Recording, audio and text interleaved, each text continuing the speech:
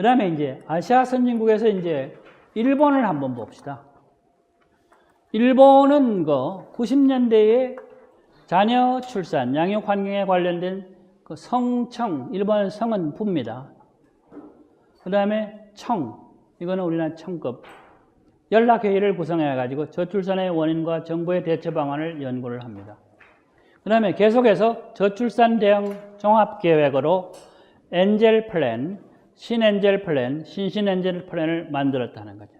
엔젤 플랜은 보육 서비스 확대에 초점을 줬다 하는 거고, 신엔젤 플랜은 모자 보건, 교육, 주택 지원 등으로 정책 범위를 확대함은 물론 생활, 가족이겠죠. 일의 양립을 통한 직장 문화의 조성에 기여를 할 수 있도록.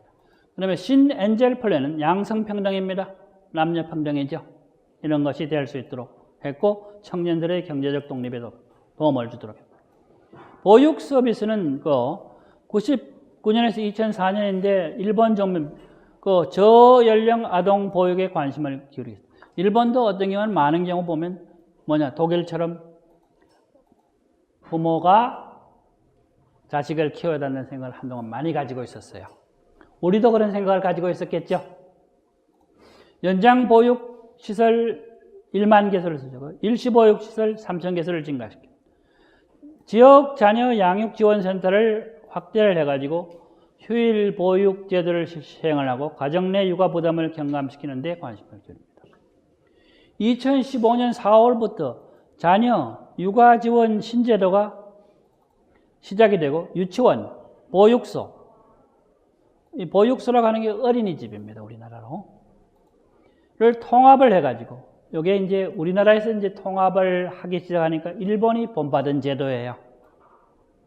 각각 독립되어 있던 재원을 일원화하고 동시에 보육의 양적 질적 향상을 추구를 했다 하는 겁니다. 보육 비용은 2만행에서 5만행 수준으로 지자체, 아동, 연령, 소육 수준에 따라 다양하도록 만들었다는 겁니다. 출산 육아제도인데 일본의 출산제도는 출산 전 6주, 출산 후 8주 등 14주를 사용할 수 있도록 만들어 놨습니다. 통상 임금의 3분의 1을 급여로 지급을 하고 그 남편은 출산일을 중심으로 8.7주간 사용할 수 있도록 통상 임금의 50%. 그러니까 50%니까 임금 대체율이 낮죠? 육아휴업은 1992년 법이 개정돼가지고 시행되었는데 95년 가족 간호휴업이 포함되어 육아보호휴업법이 개정되었다. 내용을 보면 1세 미만의 자녀를 둔 부모는 1년 이하의 육아휴업을 청구할 수 있도록 되어 있고 이 기간 동안 고용보험에서 휴업 전 임금의 50%를 지급하도록 되어 있습니다.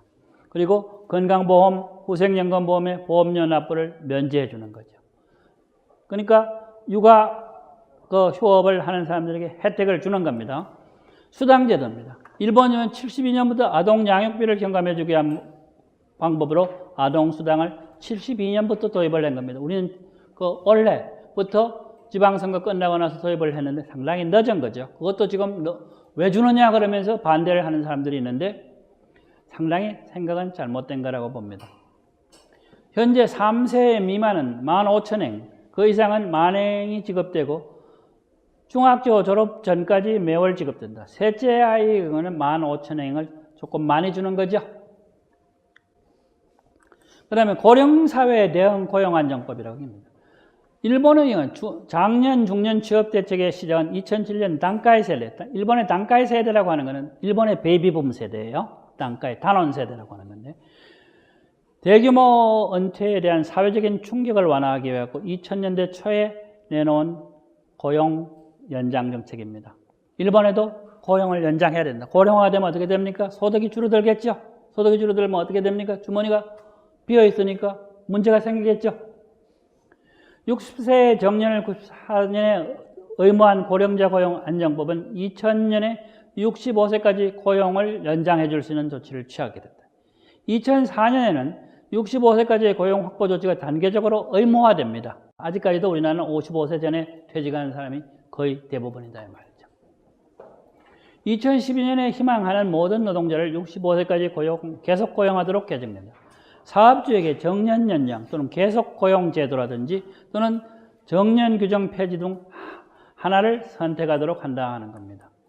고령자 지원 정책은 후생 노동성이 관장하는 고령장애자 고용지원기구, 지역의 실버 인재센터, 고령자 인재센터입니다. 등을 중심으로 해 고령자 고용정책을 추진하고 있습니다. 고령장애자 고령지원기구는 주로 기업고용, 촉진장려 급을 지급한다. 그 다음에 이런 업무를 수행하면서 고령자 고용을 유도해 주는 거죠. 실버 인재센터는 다양한 취업과 넓은 의미의 사회 참여를 촉진한다. 노인은 주머니에 돈이 있어야 건강해야 되고, 그 다음에 사회 참여를 해야 돼. 사람들과 어울려야 된다 말이죠. 이런 걸 할 수 있도록 하면서 일자리 중개자업을 수행한다는 겁니다. 고령자 지원 정책은 후생 노동성이 관장하는 고령 이런 작업들을 수행을 하고 있다 하는 겁니다. 그 다음에 이제 우리나라를 한번 봅시다. 우리나라는 보육 서비스인데 2016년 전국을 중심으로 해갖고 어린이집은 41,084개소, 전년도에 비해서 어린이집은 감소하고 있다 하는 거죠. 전체적으로 우리나라의 경우에 어린이집 이용자 수, 이게 이제 2016년 이렇게 되어 있습니다만은, 국공립 어린이집에서 보육을 하고 있는 게 12%밖에 안 된다 하는 겁니다. 나라에서 책임을 제대로 지지 않는 보육이다 이 말이죠. 민과 국가가 협력한다고 그럽니다만은 사실 우리나라의 가장 큰 문제는 국가가 보육시설을 운영하는 기관들에게 제대로 통제를 할 수 없다 이 말이죠. 무슨 말인지 알겠죠? 민간이 큰 이권단체로 들어서고 있다는 겁니다. 그런데 보육에 대한 기업의 책임을 강화한다. 그건 근로자의 보육 부담 경감을 위해서 직장보육시설을 91년에 도입을 했다. 농어촌을 중심으로 국공립 보육시설을 확충을 했다 하는 거. 아이 돌보미 서비스를 전국적으로 확대했다. 그 다음에 일반 유치원을 종일 반 유치원을 확대를 합니다. 시간 연장 보육 서비스를 확대를 한 교사 인건비를 지원하고 2010년에 0세, 2세, 2010년 미 자녀 모두에게 소득과 관계없이 무상 보육을 실시할 수 있도록 만드는 데까지 왔습니다. 하지만은 정부가 좀 더 이 보육기관들에 대해서 레버리지, 통제 능력을 강화하는 것이 대단히 중요합니다. 그 다음에 출산 육아제도인데 우리나라는 90일, 최소 45일, 자녀 출산 후 사용할 수 있는 첫 번째 60일에는 통상임금, 나머지 30일에 대해서는 135만 원, 첫 번째 60일에 대해서는 통상임금을 지급을 한다 이 말입니다. 남편의 출산 휴가는 자녀 출생 후 3 내지 5일을 사용할 수 있고 처음 3일만 유급이다 하는 거죠. 육아휴직은 52주, 거의 1년입니다. 휴직 기간 중에 통상급의 40%만 지급한다. 이런 게 조금 낮아요. 알겠어요? 육아기 노동시간 단축 제도를 활성화하고 탄력근무 등 유연한 노동 근로 형태를 만든다 하는 겁니다. 수당제도. 현재 0세, 1세, 2, 5세에서 이렇게 되어 있습니다만 노급인 자녀와 장애아에 대한 양육비 지원, 2자녀 이상 가구에 대한 양육비를 추가로 지원한다. 사교육비 경감을 낸 방과 후 학교 아동 수강권을 지원하고 그 다음에 다자녀 가구에 유리한 세제 개편 이런 것들을 시행을 한다 이거죠. 그러니까 임신 출산에 대한 지원 정책도 있습니다. 신혼부부에 대한 5만 호 주택 특별 공급, 다자녀 가구에 저렴한 가격의 보금자리 주택을 공급해 왔다 이 말이죠. 주택 구입 자금 대출 시 3자녀 이상 무자녀 가구에게 0.5%포인트의 우대 금리를 적용한다. 근데 이런 제도들이 우리나라에서는 별 효력이 없죠. 20만 원의 산전 검사를 지원한다. 6세 미만의 모든 아동을 대상으로 무료로 건강검진을 지원한다. 불임 부부 체외 수정, 시술비 지원 확대, 아동에 대한 국가 필수적인 예방접종비를 지원해서 보건소에서 민간병의원까지 확대를 했다는 것. 자녀가 있는 경우, 결혼을 한 군인들의 경우는 상근 예비역으로 선발을 해가지고 배우자가 임신한 경우 입영기일을 연기해서 병역 부담을 경감한다. 이게 혜택이냐? 혜택은 혜택인데 그리 큰 혜택은 아니죠. 그래서 여기에 쭉 보면 우리나라에 보면 고령 사회에 대한 대책들 여러 가지들이 나와 있습니다만은, 그다음에 3차 저출산 고령 사회에서도 보면 신혼부부, 주거 지원, 임신, 출산, 일, 가정, 양립, 육아휴직, 그다음에 정년과 연금 수급 연령, 고령자 기준 재정립, 총체적 외국인 관리 체계, 고령자 전세 임대제도 신설 또는 뭐 주택 문제 온갖 것들을 다 집어넣고 있지만은 정부의 재정이 제대로 투입이 되지 않는다. 그래서 실효성 있는 결과들이 나오지를 않습니다. 요새 지금 문제되고 있는 거 보세요. 주택 문제 있죠. 신혼 부부들이 어떻게 주택을 구입을 하느냐. 집을 사줘야 된다. 결혼을 하게 만들기 위해서는. 아시겠습니까? 그 다음에 일자리를 줘야 되는데 최근에 많은 정부가 재정을 투입을 했음에도 불구하고 일자리는 안 만들어지고 일자리가 어디 감소하고 있죠. 주택가격은 폭등을 하고 있죠. 이런 요인들 때문에 대단히 힘들어지고 있다 하는 겁니다. 그래서 제3차 박근혜 정부 때 나온 이야기입니다만은 여러 성과들을 열거를 하고 있음에도 불구하고 그리 좋은 결과들이 나오고 있지 않다는 거죠. 2019년 정부 예산 편의 일자리 확충, 저출산 고령화 대응, 혁신 성장, 안심 사회 구현 안보 강화 뭐 이런 것들을 이야기를 하고 있습니다만은 일자리가 앞으로 얼만큼 만들어지고 청년 실업이 얼만큼 떨어지고 또는 주택 가격이 어떻게 안정되고 젊은 사람들이 어떻게 결혼을 했을 경우에 값싸게 임대주택 또는 다른 어떤 주택에 들어가서 살 수 있느냐, 이런 여건이 마련되지 않는 그런 경우라면 대단히 힘들다 하는 겁니다. 우리나라가 자세히 보면 젊은 사람들이 잘 살 수 있는 환경을 만들어줄 수도 있어요. 정치인들이 머리를 안 쓰는 거예요. 포퓰리즘 정책이라는 거 들어봤죠? 네? 실효성 있는 정책을 만들어야 된다 하는 겁니다.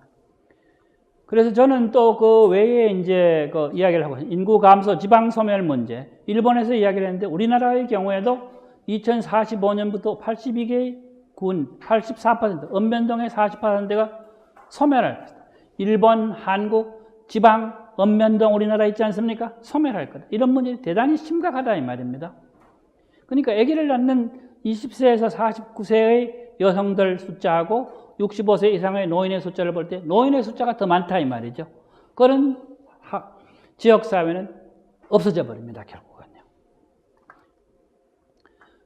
그런 문제들을 행자부에서는 인구 감소 지역에서 여러 가지 어떤 사업들을 만들고는 있습니다. 뭐 강원도 평창군, 충북 음성군, 충남엔 예산군이 들어있죠. 전북 고창, 그다음에 정읍, 강진, 경상북도는 영양, 경남엔 하동, 합천 이런 지역에서 여러 가지 어떤 지역 인구의 감소를 막기 위한 정책을 만들고 있습니다만은 또 여러 가지 단계적인 안들도 제시하고 있습니다. 그럼에도 불구하고 여러 가지 어떤 사정들을 고려해 가지고 결국 지역을 통합해서 새로운 어떤 지역사회 만들기를 해나가는 것이 인구 감소에 대한 대응 정책이라고 보여집니다만은 유럽이나 또는 미국 또는 프랑스, 유럽 중에서도 프랑스, 독일, 스웨덴 이런 나라들 있지 않습니까? 이런 나라들의 선진 사례들을 보면서 저출산, 고령화, 지역의 인구 감소 이런 문제 있지 않습니까? 그건 지역의 활력을 떨어뜨린다 이 말이죠. 그래서 그런 문제를 해결할 수 있도록 노력을 해야 된다 하는 거죠. 그래서 우리가 앞으로 그 지역의 인구 특성에 대한 지역의 장래 인구 추계라든지 지역 특성을 분석하고 새로운 인구 비전을 작성해야 될 때가 왔다 하는 겁니다.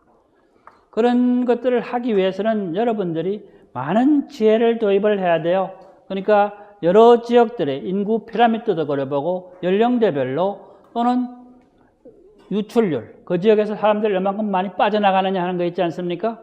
그 다음에 연령대별 구성 이런 것들을 봐야 돼. 우리나라에 지금 여기에 빨간색으로 표시된 것들을 보면 인구가 전부 다 감소하는 지역들이다 이 말이죠. 아시겠어요? 서울을 제외하고 많은 지역들이 그렇다 이 말이죠.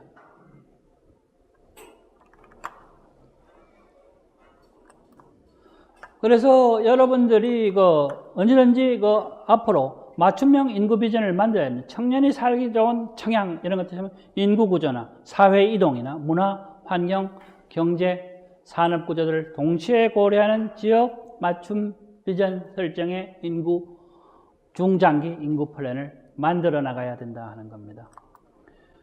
그렇게 해서 우리가 여러 가지 어떤 새로운 인구 구상을 해야 되겠는데, 이런 문제들이 앞으로 우리나라 정부에서는 저출산 고령사회위원회가 만들어져 있습니다만은, 이것도 지금 현재 일자리라든지 또는 요새 집값 때문에 있으나마나한 위원회가 돼버리고 말았죠. 그래서 인구정책은 입으로는 많이 떠들고 있습니다만은 새로운 인구정책을 만드는 데는 좀 더 많은 시간이 걸릴 것이다.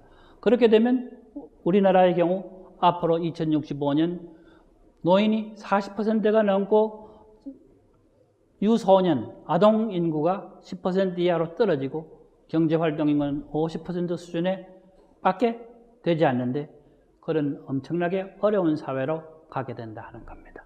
아시겠죠?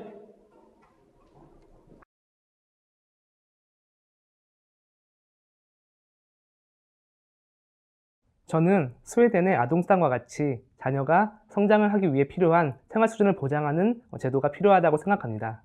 아동수당은 가정의 경제적 상황과 관계없이 아동들 모두가 평등한 환경 속에서 자랄 수 있도록 기회를 제공해 준다고 생각합니다. 저는 모성 보호에 좀 더 초점을 맞출 필요가 있다고 생각해요. 모성이 보호될 수 있는 환경이 마련된다면 저출산 문제는 해결될 수 있다고 생각합니다. 프랑스의 보육 서비스나 출산 육아 휴직 제도가 한국에도 필요하다고 생각합니다. 그리고 무엇보다 이런 제도를 마련하는 것 이상으로 자유롭고 눈치를 보지 않으면서 제도를 이용할 수 있는 인식 개선과 환경 마련이 필요하다고 생각해요. 저는 출산 자체에 초점을 맞추기보다는 결혼에 초점을 맞추고 싶습니다. 최근에 저출산 문제는 아이를 안 낳는 것도 문제지만 낮은 혼인율과 연결된다고 생각합니다. 하지만 이런 낮은 혼인율이 단순히 청년들의 결혼 기피나 결혼에 대한 부정적인 인식으로 발생했다고 생각하진 않습니다. 현재 결혼은 하고 싶어도 하지 못하는 사회 환경적으로 많은 청년들이 결혼에 대해 생각조차 하지 못하고 있습니다. 이런 문제를 해결하기 위해 청년들이 결혼할 수 있는 환경 및 제도 마련이 필요하다고 생각합니다. 저는 출산 그 이후의 지원에도 관심을 가져야 한다고 생각합니다. 지금 여러 제도들이 대부분 출산에만 초점이 맞춰져 있고 출산 후 양육 문제에 대해서는 고민이 부족한 것 같습니다. 아직까지 육아가 여성의 역할이라는 인식이 크기 때문에 경력 단절로 인한 문제도 발생하고 있고요.